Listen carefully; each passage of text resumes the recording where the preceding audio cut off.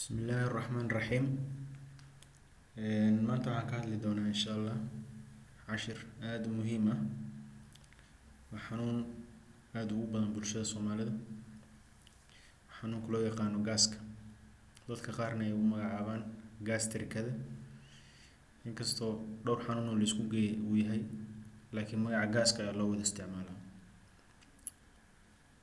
Waa si kala faahfaahin doonaa insha Allah sida arki doontaan qeybaha soo socdo. maadaama cashirkan uu muhiim yahay, waqtigan uu dheeraadana ma doonayo, sidaa darteed waxaan u kala qaybiyay laba qeyb.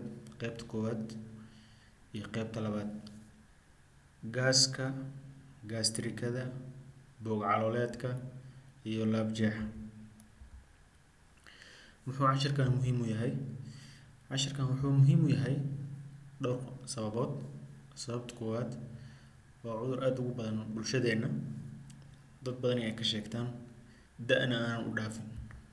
Waxaa intaas si dheer inuu yahay haddana cudur si fudud looga hortagi karo. Waa cudur ay dadka khaladaad badan ay ka aaminsan yihiin, ha ahaato astaamaha lagu garto, siyaabaha loo baaro iyo siyaabaha loo daaweeyo intaba. Waa haddana cudur si sahlan loogu qaldi karo cudurrada kale. Cudurro kale ay isku astaan dhow yihiin waana lagu qaldi karaa. Waana sababta keenaysa inuu haddii xanuunka aad ku qaldid xanuun kale, daawada aad xanuunka kale aad u qaadatay in aad ku sii xanuunsan kartid ama gaasku kugu sii kicin karo. Waa cudur haddii aadan iska daaweynin ama haddii aadan garanin ama haddii aad daawo qaldan u qaadatid qofka noloshiisa halis gelin karo. Waa cudur daaweyntiisu ay aqoon u baahan tahay. Bulshada dad badan oo ka mid ah waxay aaminsan yihiin cudurka gaaska daawadiisu inay tahay in aad farmashiga aad tagtid, daawo gaas aad ka soo qaadatid kaliya. Taas way ka weyn tahay, waana arki doonaa. Kan ugu dambeeya waxa waaye waa cudur haddana si dabiici ah looga hortagi karo ama lagu daaweyn karo. Qasab ma ahan in daawo loo wada qaato, laakiin qaabab dabiici ayaa lagu daaweyn karaa. Waana arki doontaan insha Allah. Su'aasha ugu horreysa waa maxay gaaska horta? Si aan su'aashan uga jawaabo, waa inaan horta sharaxaad yar ka bixiyaa meelaha uu gaaska ku dhaco. Sida aad ka aragtaan sawirkan, laba qeyb ayuu u qaybsan yahay. Qeybta dhinaca bidix xigto iyo qeybta dhinaca midig xigto. Qeybta dhinaca bidix xigto waa calooshii bini'aadanka ahayd oo gudaha laga sawiray iyo mindhicirka meeshuu ka bilaabanayo qeybtan hoose oo dhuuban. Waxaan madowga ku dhex jira ujeedaan waa tubadii loogu talagalay dadka gaaska qaba in la geliyo oo lagu soo sawiro ama lagu arko caloosha dhexdeeda. Caloosha dhexdeeda si fiican u fiirsatid waxaa arkaysaa waxyaabahan oo kuuskuusan oo sida u eg shukumaanka oo kale. Waa wax Ilaahay ugu talagalay calooshana ku dhex sameeyay in ay ku caawiso dheefshiidka. Qofku markuu cuno ay hunguriga soo marto caloosha ku soo dhacdo, dhacaano badan lagu soo daayaa. Caloosha ayaa halkan ayaa lagu shiidaa. Caloosha dhexdeeda lagu shiidaa. Kadib markii la shiido ay mindhicirada martaa. Mindhicirada marka hawshooda waxay tahay cunaas la shiiday inay nuugaan oo jirka wixii faa'iido laga helay u gudbiyaan. Xuubkan caloosha saaran oo saan u laalaaban hawshiisa waxay tahay inuu ka difaaco caloosha xuubabkeeda kala hoose ee xididada ka hooseeyo dhiigga wada laftirkooda inaysan aashitaan iyo waxaan aysan dhaawac gaarsiinin. Dhinacan kale markaa fiirisid waa calool gaas hayo. Waxaa arkaysaa in waxa waaye uu ka qaadmay shukumaankii ama layerkii ama xuubkii ama dahaarkii saarnaa oo dabiiciga ahaa oo la rabay inuu difaaco. Haddii aad aragtay xoolo la qalay calooshooda waa fahmi kartaa. Halkan xuubka ayaa ka baaba'ay. Waxaa soo muuqday xididadii ayaa soo muuqday oo dhiig wada oo laakiin weli aanan dilaacin. Haddii laakiin ku sii socoto waxaa imaan kara qofka inuu xididadaas ay dilaacaan ama ay furtaan. Qofka markaas uu dhiig ma tago ama dhiig uu shubmo. Calooshana markaas aysan u adkeysan karin wax kasta oo qofka uu cuno ahaan u cuno. Waa fahanteen oo malaynaa sawirka. Yacni dad badan ayaa gaas ka sheegto. Isku astaan maahan, isku nooc maahan. Marka idan waa muhiim horta in la ogaado noocyada gaaska ay u kala baxaan. Noocyada gaaska marka la kala qaybinayo laba si waaweyn ayaa loo kala qaybiyaa. Qeybta ugu horreysa waxaa waaye sidee ama qaabkee ayuu xanuunka qofka u qabtaa. Waa laba qaybood. Qeybta koowaad waa soo boodo oo ah acute ayaa la yiraahdaa. Qofka xanuunka uu ku soo boodaa ama muddo iskala soo noolaayo oo uu isku og yahay oo markasta ayuu ku soo kacaa. waa sidee waa dhinacaas. Dhinacan kale waxa waaye halkee ayuu qofkan xanuunka gaaska kaga dhacay ama dhinacee ayuu ka hayaa. taas iyadana waa saddex qayb. Midaan ugu horeyso oo laabjeexa ah, qofka waxaa laga hayaa caloosha iyo tubadan dheer oo jadiinka la yiraahdo ama hunguri mareenka ayaa waxa waaye meesha iska galaan ayaa cilad ka jirta. sida caadiga waxaa loogu talagalay tubada hunguriga oo caloosha inay ay u dhaxeeyo meel elastic ah ama elastic camal adag oo cunnada markay caloosha gaarto inay xirinta la rabo aysan dib ugu soo laaban qofka. hadduu meeshaas marka qof cilad ka qabo cilado ku dhaca jira meeshaas, waxaa keenaysa qofka markuu cuno in cunnadii kusoo rogmato ay kusoo laabato waa iyadoo kulul uu ka dareemo dhuunta ama xabadku ka dareemo oo qofka reeraxayo iyo qufac ku waasho oo yacni gubashan uu dareemo. taas waxaa loo yaqaanaa reflux, waa nooc ka mid ah kaas. midna qofka caloosha ayaa looga dhagayaa oo waxa waaye in wax lagu mudayo oo kale ama la maroojinayo oo kale dareema, calool marjir oo kale dareema, markaasna caloosha ayaa laga qabanaya dhinaca caloosha ku aadan iyo bog labadaba waa laga qaban karaa. nooca saddexaad waa boog waay. qofkan muddo gaaska soo hayay, xuubkii aan soo sharaxnay ka qaadmay, meeshii goday samaysantay boogay noqotay way qodantay. waa meel nabar oo marka cunno qofku uu cuno oo la soo daayay aashita loogu talagalay cunnada in lagu shiido, boogta ayaa waxaa gaaraysa aashitadii.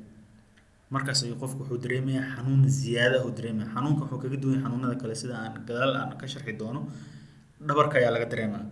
qofku wuxuu ku leeyahay boggan waa laga hayaa, meesha ku aadan oo dhabarka ku aadan waa laga hayaa ku leeyahay. noocaas waa nooc loo yaqaan ulcer. boog waa ulcer hadaa maqashid. boogtaas waxay ku ooli kartaa caloosha, stomach ulcer ayaa la yiraahdaa. waxay ku ooli kartaa qaybta mindhicirka ay ka bilowdo, waxaa la dhahaa duodenal ulcer. labadooda markii laga hadlayo waxaa la isku yiraahdaa peptic ulcer. waa noocyadaas ugu waaweyn. waa inaan noocyo kale way jiraan laakiin noocyadaas ayaa ugu muhiimsan inaad ogaatid horta gaaska inuu leeyahay. maxaa keeno gaaska? iyadana waa su-aal muhiim ah, dad badan ay isweydiiyaan. gaaska waxyaabo badan ayaa keena. kow waa jeermis, inuu bacteria ay keento ama virus uu keeno ama fungus uu keeno. waa saddex nooc jeermis kala duwan. bacteriada ayaa ugu muhiimsan, iyadaana ugu badan, khaasatan bacteriada loo yaqaano H pylori loo soo gaabiyo ama Helicobacter pylori ayaa la yiraahdaa. waa bacteria ka duwan jeermisyada ama bacteriada kale aan naqaano. maxaa yeelay sida caadiga ah bacteriada kale qofka markay calooshiisa ay gasho aashita markay kula kulanto horey ka dhimataa. bacteriadan aashitaas ayaaba ku nooshahay, wayba jeceshahay, wayba quudataaba. waa wax cajiib. haddii marka qofkan bacterias jirkiisa ay gasho, siyaabo lagu qaadi karo waxaa ka mid ah cunno wasakhaysan ama cabitaan wasakhaysan ayuu qofka bacteriada jirkiisa qaabkaas ay ku gashay, caloosha ay ku tarmaysaa. marka caloosha ku tarmato maxay sameynaysaa? aashita badan ay soo deynaysaa. aashita badan la soo deynayaa, bacteriadii xuubkii caloosha saarnaa ay cunaysaa ama qaadaysaa, boog ayaa sidaas ku imaanaysa. bacteriada la sheego oo gaaska keenta leeyahay waa bacteriadaas, waana mid ugu caansan. qaabka loo daaweynay sidaan arki doono waa ka duwan tahay qaabka gaaska caadiga loo daaweeyo. jeermisyada kale waxaa ku xigo viruska oo isagana sidiisa kale xuubka caloosha baabi'iyo. laba virus ugu caansan la yiraahdaa. midna waxaa la yiraahdaa CMV ama cytomegalovirus loo soo gaabiyo. midna waxa waaye waa herpes virus. aad ugu badna bulshada. funguska way jiraan ayagana kuwa keena laakiin ayagana ma badna. marka jeermisku waa muhiim inaad ogaataan. waxaa ku xigo daawooyinka. annaga Soomaaliyeed aan ahayn waxa way daawada aad aan u jecelnahay, waa iska soo gadanaa, waa iska cunaa, maba loo arkaba daawada inay dhib leedahay. daawooyinka ugu badan oo keeno waa daawooyinka xanuun baabiyaasha loo qaato. Soomaalida aad u isticmaasho sida aspirin oo kale, ibuprofen oo kale, daawooyinkan steroid la yiraahdo oo ayagana waxa waaye side effects badan leh. bulshada aad u isticmaasho waxyaabo badan u isticmaalaan. dadka qaar waxay ku leeyihiin daawada naqaska, dadka qaar waxay ku leeyihiin daawada feeraha sifayso. waa daawooyin dhakhtar inuu ku qoro maahan aan la qaadan, in yarna laga qaato, muddo gaabanna la qaato. haddii kale waxa waaye dhibaatooyin badan ay qofka bani'aadamka u geersin kartaa. daawooyinkaas iyo daawooyinka waxaa ku xigo malaria loo qaato, anti malarials oo eedana bulshada markuu qofka qandho dareemo farmasho u tagaa daawo malaria si daawo typhoid si. daawooyinkaas dhan waa daawooyinka keeno qofka inuu gaas ku kaco ama uu gaas ku dilaaco. cilada ugu weyn waxay tahay aan arkaa mararka qaar qofki isagoo gaas hayo ayuu intuu farmashi tagay wuxuu leeyahay malaria ay hayso gaaskii asuu hayo haddana wuxuu qaadanayaa daawo malaria markaas isagoo tacbaan qofkii la sida isbitaalka la keenaya waa dhibaato aad bulshada ugu badan waxaan jeclaan lahaa dadka inay ka digtoonaadaan inay daawooyin iska qaataan laakiin waxaan filayaa haddii aad aragtid astaamaha aan ka hadli doono inaad fahmi doontid inuu gaas ku hayo iyo inuusan ku hayn adigoo dhakhtar u tegin midda saddexaad waa cunnada la cuno khaasatan qodobkan saddexaad dadka gaaska ku raagay ama muddada uu soo hayay waa qodob muhiim ah inay ka digtoonaadaan dadka soo boodada badanaa cunnada uga timaada cillad dadkan waa dadka ugu soo raagay cunnooyinka maalan waxyaabaha saliidda leh waxyaabaha shiilan suugada lagu kariyo maalan yaanyo shiishiidka maraq digaaga cunnada khamiirka lagu badiyay sida canjeerada khamiirka ku badan yahay digirtoo kale basbaaska waxyaabahaas dhan waa waxyaabaha ku kiciya qofka gaas hadduu horey u qabay gaaska markuu waa waxyaaba la yidhahdo qofka waa inuu ka fogaadaa iyadan waa muhiim in waxa waaye qofka markuu gaas qabo uu barto waxyaabaha uu ka fogaanayo si uusan ugu dhowaan midda afraad waa stresska stress walwal fakar niyad-jab diiqo waxay rabtid ku magacaabo waa wax qofka keenaya inuu dhacaan hormoonadii qofku waxa waaye stresska la xiriiray fakar yani qofka dhibaatooyin badan soo waajihi karo xagga familkiisa xagga waxbarashadiisa xagga shaqadiisa taas marka waxay keentaa jirka bini'aadanka uu isku wada xiran yahay hormoonada stresska markay kacaan ayagana waxaa kaco hormoono kale kacaan ama dheecaano kale oo loo yaqaano gastrin iyo histamine yani cashir aan ku faahfaahiyay ayaa waxaa ka helaysaan website-ka oo ku saabsan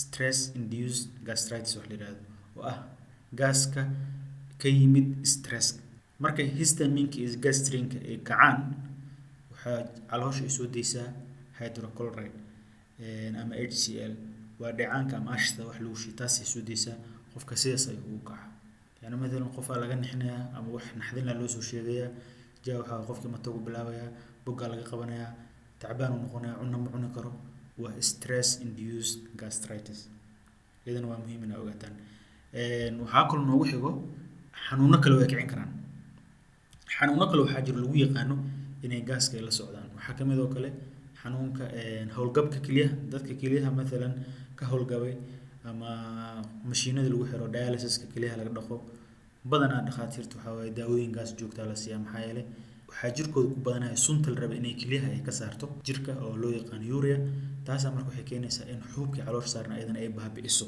saas darteed xanuunada kale oo badanaa qofka markuu ku dhaco gaasku ku kici karo waa in xanuunadaasna qofka markii laga daaweynayo daawo gaasna loo raacsiiyaa waxaa ka mid oo kale qofka markuu gubto kale waa nooc stresska ka mid ah gaas ayaa ku kaco waa in daawooyin gaas la siiyo qofka maalan qalliin uu gali rabo ama qalliin uu ka soo baxay waa nooc stresska ka mid ah daawooyin gaas la siiyaa marka waa muhiim inuu qofka ogaado inay hayaan xanuuno kale oo gaas ku kicin karo waxaa ku xigo maandooriyaasha sida sigaarka iyo khamriga waa la xaqiijiyay ayagana inay keenaan gaaska taas ka hadal ma lahan dhowr cilmi baaris lagu sameeyay dadka badanaa sigaarka cabo ama khamriga cabo waxaa ku dhaco gastric nooc loo yaqaano atrophic gastritis atrophy waxa waaye xuubkii ama dahaarka caloosha saarna dhanaa baaba'ay wixii caloosha saarnaa oo ka celin lahaa oo difaac u ahaa ayay baabi'inayaan waxaa ku xigo xasaasiyadda iyo allergiga cunnada laga qaado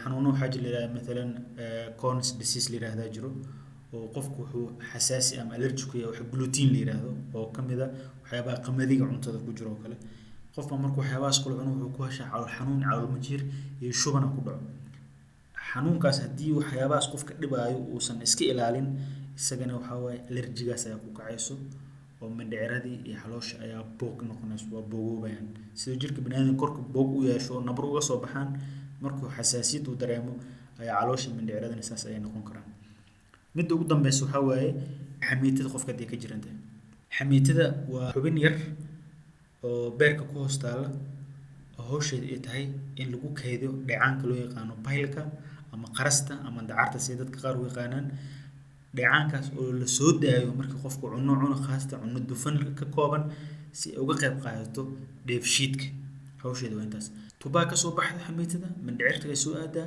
tuubadaas marka waxaa soo raaco qarastaas ama dacartaas si ay cunnadaas u shiidanto waa wax faa'iido ku jiro haddii marka bile acidkaas ama qarastaas iyadoo badan caloosha ay soo gasho waxaa keeni kara qofka inuu ku dhaco bile acid gastritis wax la yiraahdo waa ka hadli doonaa iyada xamiitadu sideeda u jiran iyadana waa sheeko kale haddii intaas ugu gudubno maxaa keena gaaska waxaa noogu xigo astaamaha lagu garto gaaska maxay tahay inuu gaasku hayo maxaad ku fahmaysaa kow bog xanuun waa meesha ugu horreeya qofku ka sheegto ama uu dareemayo inuu dhaho bogga aad ii xanuunaya bog xanuunkaas laftirkiisa sida haddaad hore soo sheegnaba ama meeshiisu ku ekaadaa ama caloosha qaybeeda kale u gudbaa ama dhabarku u gudbaa dhakhtarku wuu fahmi karaa qofku qaabka uu sharxaayo yacni xanuunka gaaska noocu yahay مثلا qofku wuxuu ku leeyahay okay gacanta oo wada furan ayuu xabadka saarnaa wuxuu leeyahay meesha bog waada intaas laga haya marmarka qaar wuxuu leeyahay meeshaas laga haya hal far kaliya ku fiiqaya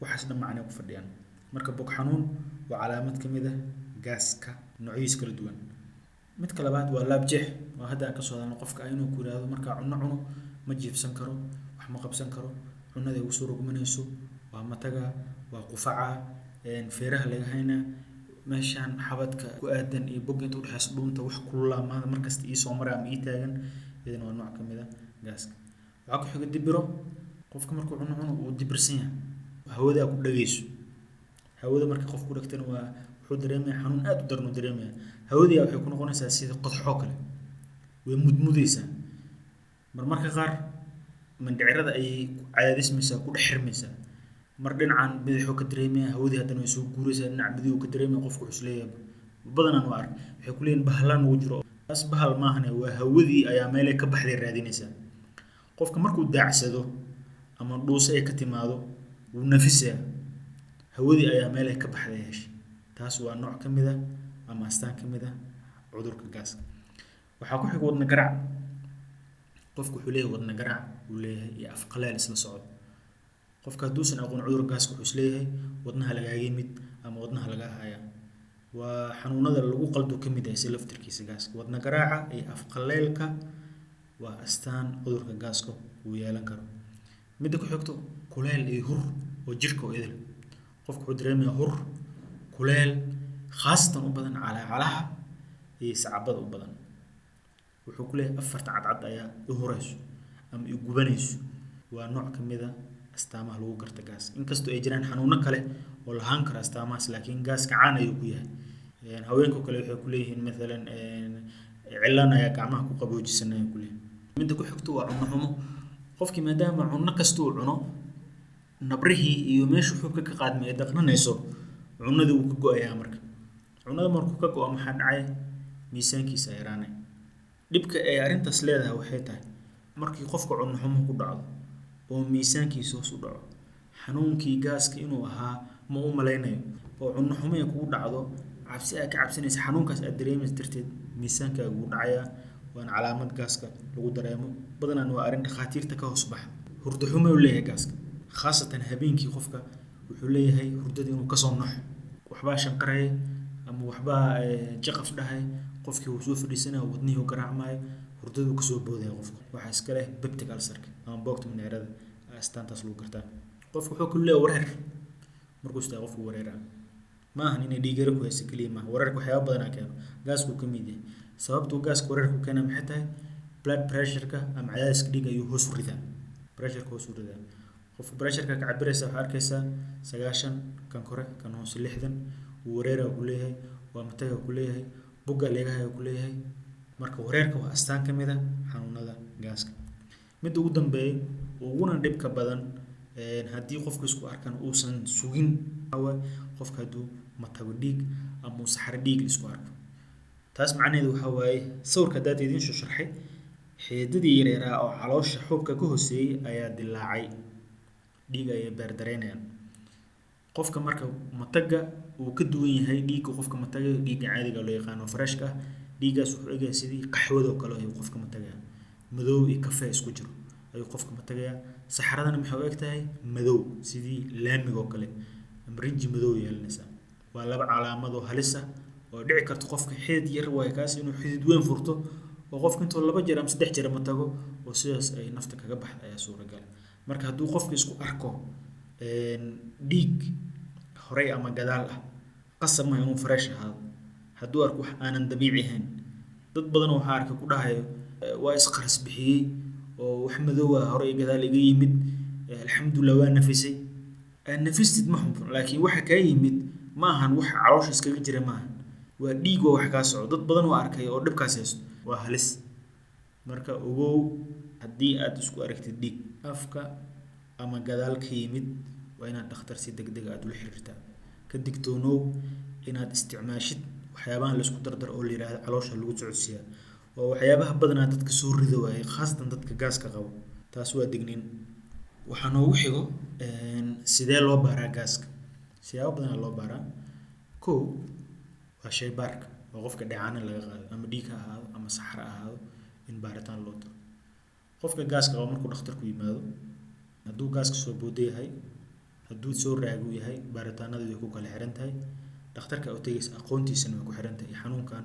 intuu ka fahansan yahay way ku xiran tahay waxyaabaha la isku waafaqsan yahay qofka laga baaro waxay tahay kow horta in la ogaado qofka dhiig yar ma haysaa ama ma hayso taas waa muhiim qofka gaaska qabo waxaa kaloo muhiim ah beerkiisa iyo kilihiisa shaqadeedana in la ogaado iyadana waa muhiim waxaa kaloo muhiim qofka in laga baaro bakteeriyada aan hadda ka soo hadalnay oo gaaska keento bakteeriyada dhiiggan waa laga baari karaa saxradana waa laga baari karaa dhiigga haddii qofkan bakteeriyada laga baaro taas macnaheed maahan inuu qofkan markaas ay bakteeriya jirkiisa ku jirto kan dhiigga laga baaro waxaa loo yaqaanaa H pylori antibody antibodygaas jirka bini'aadamka wuxuu ku jiri karaa 3 sano oo xiriir ah haddii 3daas sano xilli u dhaxeeya qofkaas ay bakteeriyaas asiibtay saa darteed dhiigga badanaa dhakhaatiirta gaaska yaqaana ma isticmaalaan saxarada ayaa laga baaraa saxarada waxaa la baaraa H pylori antigen taas macnaheedu waxaa qofka haddii laga helo markaas ayay bakteeriyada haysaa waa in laga daaweeyo daawada markii qofka la siiyo uu soo dhammaystay kadib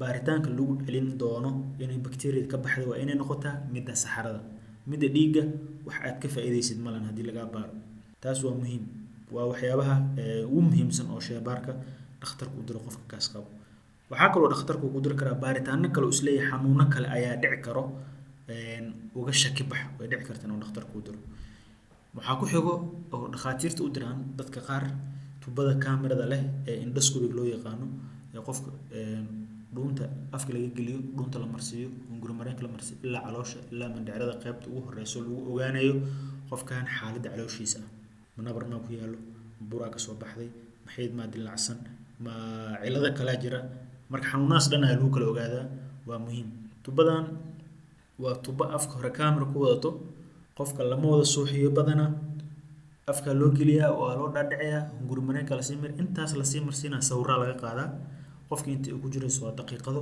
waa laga soo saaraa qofku xir kadib waxa waaye sawirradii iyo wixii la tusiyaa waxaa kaloo iyadana muhiim ah markii tubaas qofka la geliyo dheecaan ama cad yar oo aan la dareemeyn in caloosha laga soo qaado si baaritaan loogu diro la ogaado xuubka caloosha wax isbedela oo laakiin kaamiradan lagu arkin oo microscope in lagu fiiriyo la rabo isbedel miyaa dhacay midda saddexaad waa ultrasound-ka ama Soomaalidu yaqaan computerka haweenka urkan lagu fiiriyo caloosha laga saaro kaas lagu ogaado midna xaaladda xubnaha kale caloosha ku jiro sida beerka kiliyaha xamiitada baryarada waxyaabahaas lagu ogaadaa dhakhtarku uu diri karaa qofka haddii uu ka shakisan yahay in waxyaalo kala jiraan qofka waa la saari karaa waxaa ugu dambayso raajada xaalada gooni ayaa dadka gaaska qaba raajada loo diraa khaasatan markuu qofku la yimaado xaalad oo degdeg ama emergency ah oo laga baqayo inuu qofka dilaacay haddii waxa waaye boogtaas caloosha ku furanto hawadii meesha ku jirta ayaa waxay soo dhexgalaysaa caloosha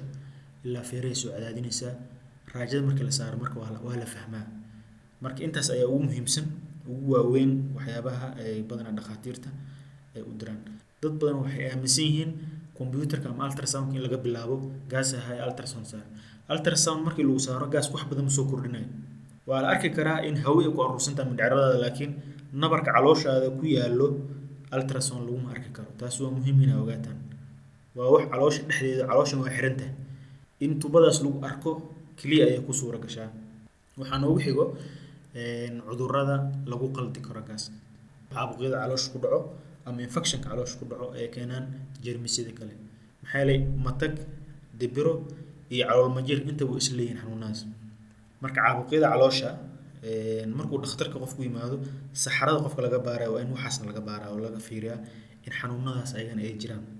Caabuqa xamiitada ku dhacaydan waa dhibaato kale oo aad loogu qaldo gaaska. Qof wuxuu ku leeyahay gaas ayaa waxaa la xanuunsanahay 7 sano ama 6 sano. Akhiiran qofkan waxa waa dhibkiisa xamiitada ayuu ka bukaa ama uu ka jiran yahay ama waxa waa dhagxaan ayaa ku urursan. Qofku markuu cuno xamiitadii ayaa waxa waaye contraction ay sameynaysaa si ay dhacaanku soo deyso. Xanuunka taas ayaa keenayso. Dhinaca buggan waa laga dareemi karaa ilaa dhinaca midig ayay gaarsiisanta xanuunkaas. Haddii marka qofka dhakhtarku uu si fiican wareysto uu weysiteeyo isagoo baaritaan u dirin xataa wuu fahmi karaa. Dadkaas markii xamiitada laga saaro way ka caafimaadaan markaas ayaa ugu dambaysa xanuunka gaaska. Idan waa arrin kale oo muhiim ah oo in la ogaado ay waajib tahay. Caabuqa ku dhaco xubinta loo yaqaan ganaca ama pancreaska iyadana waa xubin muhiim u ah dheefshiidka. Dheecaanada cunnada shiido badankeed iyadaa soo deyso. Haddii ay xanuunsato dheecaanada si aan xad dhaaf ah u soo deysa oo aan controlnayn iyadana qofka gaaska ayaa lagu qaldaa. Xanuunka markuu ku dhaco xubintaana waa xanuun aad u daran oo qofku wuxuu la imaanayaa wax loo yaqaan acute abdomen calooshoo dibirsan. Qofka naqasku ku xiran yahay oo matag joogto ah xanuunada gaaska lagu qaldo iyadana ay ka mid tahay. Waxa kale lagu qaldo waxa waaye wadna xanuunka. Sida daad hore usoo sheegnay qofku wadna garaac u dareemaa, bog xanuun u dareemaa, af qaleel u dareemaa, wareer u dareemaa, naqaska qofka ku dhagaayo. Maxay cadaadiskii caloosha ku sameysma ayaa wuxuu soo riixay murqihii kala celinayay calooshii xabadku soo riixaya. Qofka markuu wuxuu dareemaa cadaadis ma jiifsan karo, ma istaagnaan karo, ma fadhin karo. Qofka markuu wuxuu isleeyahay wadnaha ayaa lagaaga yimid laakiin wadna xanuun maahan cudurka gaaska san uu noqon karaa. Laakiin wadnaha maahan wax la dhayalsan karo. Haddii uu dhakhtarka ka shakiyo in wadnaha ay dhici karto waa qasab inuu waxa waaye ka shaki baxo arrintaas uusan dhihin de gaas waa waxaan daawada gaaska isku soo fiiri. Wadnaha wax isku soo fiiri wax la yiraahdo ma jiro. Waa in laga shaki baxaa.